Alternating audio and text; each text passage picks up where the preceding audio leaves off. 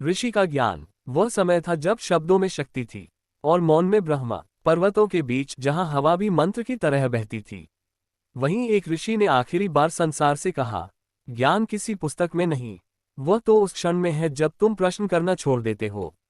कहा जाता है उस ऋषि का नाम कोई नहीं जानता। वह बोलते नहीं थे, सुनाते थे। जो उनके पास आता वह लौटता तो वही था, पर भीतर कुछ बदल चुका होता। एक बार एक राजा ने पूछा, मुझे सत्य चाहिए। ऋषि मुस्कुराए, सत्य को पाने की नहीं, सहने की तैयारी कर, क्योंकि जब सत्य प्रकट होता है तो झूठ मरना पड़ता है।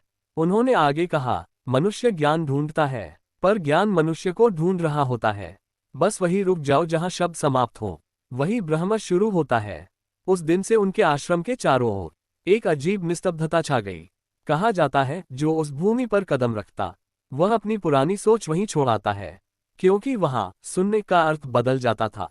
वहां सुनाई देता था स्वयं का स्वर। सदियां बीत गईं, पर कभी कभी किसी साधक के ध्यान में वही स्वर फिर उठता है, गहरी, धीमी और अनंत। जैसे ऋषि अब भी कह रहे हों, ज्ञान दिया नहीं जाता, वह बस जगाया जाता है। युगांतर जब मौन बोलने लगता है